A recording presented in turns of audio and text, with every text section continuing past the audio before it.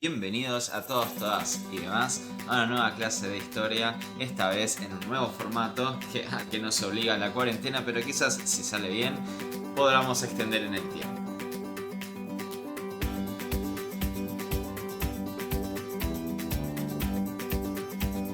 En el aula nos hemos preguntado varias veces cómo el historiador hace o construye la historia.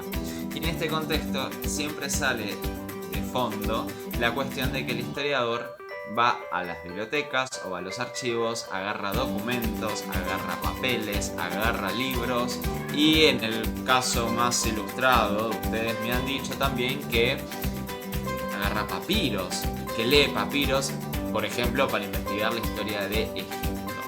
Si esa respuesta me la hubieran dado hace aproximadamente 50 o 60 años, aunque con muchos debates válidos, pero hoy podemos evaluar o podemos preguntarnos otras cuestiones. Lo que pasa es que el uso de las fuentes va a estar relacionada con cómo se construye la historia y con qué fines, y eso va a depender de los usos que se le da al pasado.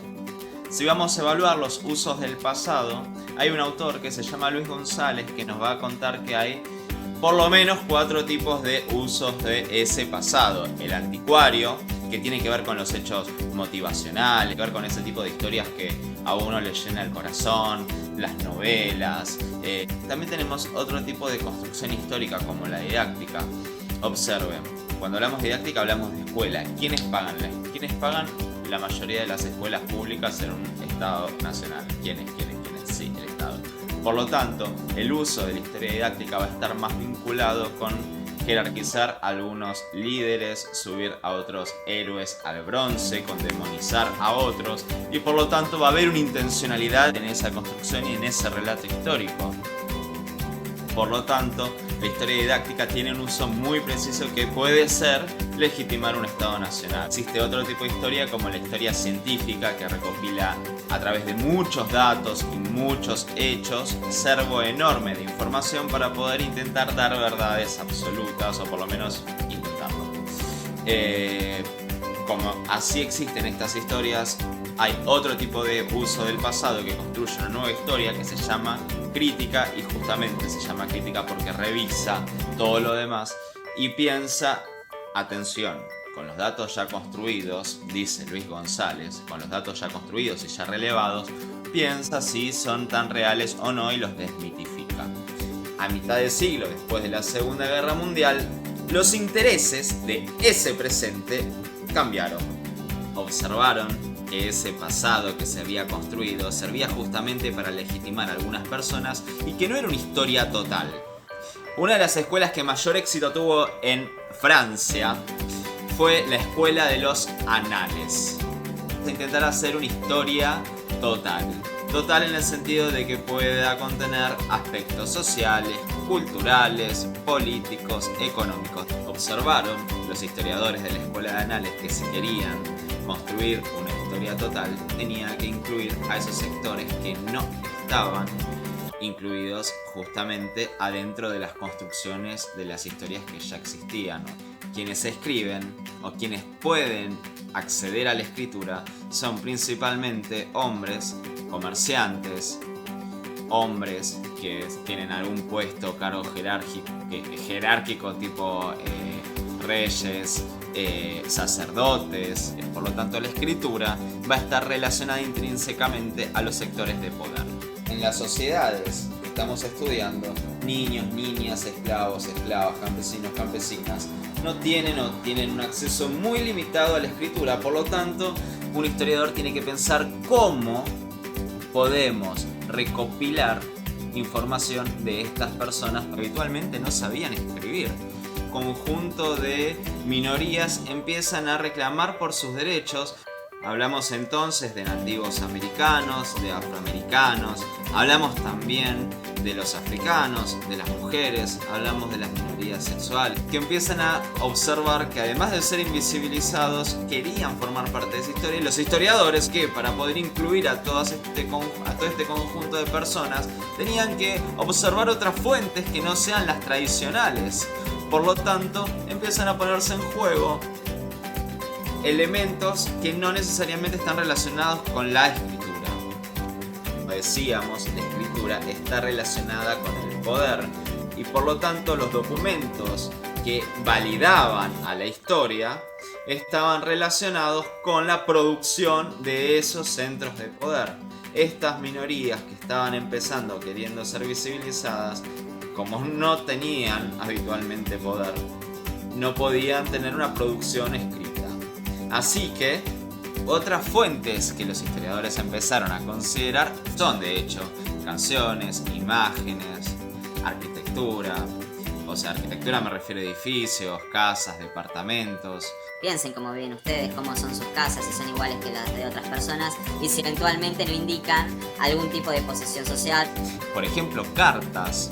Las cartas también, o sea, siguen siendo documentos escritos, pero que quizás antes no eran tan tenidos en cuenta porque no los produce una institución oficial, sino que es la carta que escribió, por ejemplo, una mujer.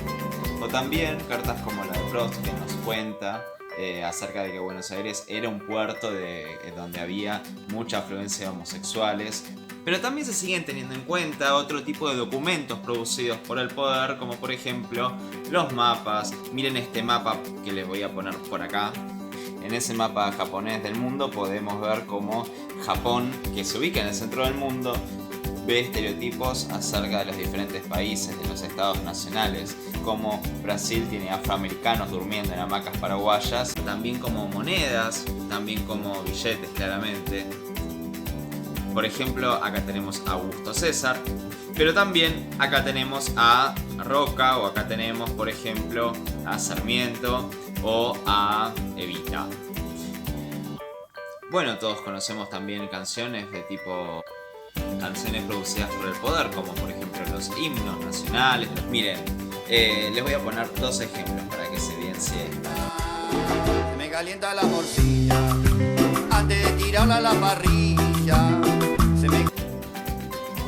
Bien, esa canción que acabamos de ver no podría haber sido escrita en 1400 porque la morcilla de vaca no existía.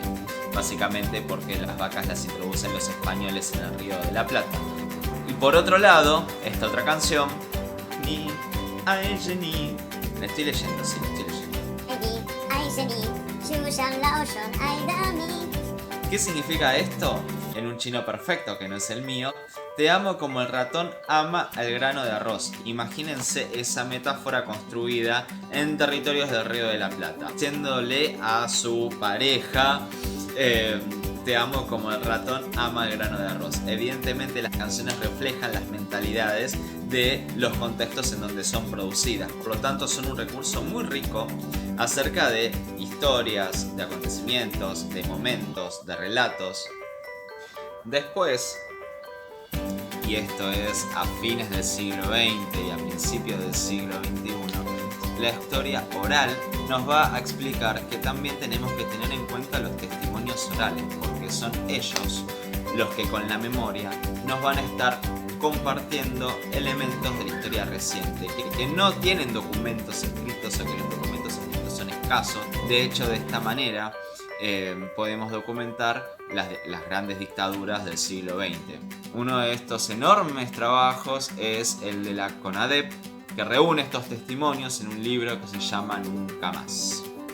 Bien, entonces lo que podemos ver en todo este video son tres cuestiones importantes. La primera, la historia construye sentidos del pasado y por lo tanto tiene preguntas del presente, y depende de las preguntas del presente va a ser las fuentes a las que se va a dirigir. Bien, ahora les toca a ustedes. Quiero que piensen, dependiendo del proceso histórico que estemos estudiando, porque este video va a ir para diferentes lugares, quiero que piensen una pregunta que ustedes se hagan, reflexionen en la pregunta, depende del contexto del cual ustedes ya tienen que empezar a leer o a estudiar. Piensen una pregunta y piensen con qué fuente pueden responder esa pregunta. Recuerden todas las fuentes que estuvimos viendo, igualmente las vamos a dejar en el cuadrito al final del video. Estimados, estimadas y demás, espero que les haya gustado. Esto es el primer video y la verdad que con lo que me costó creo que va a ser el último, y quiero que sepan que ha sido un placer. Y recuerden lavarse las manos con agua y con jabón.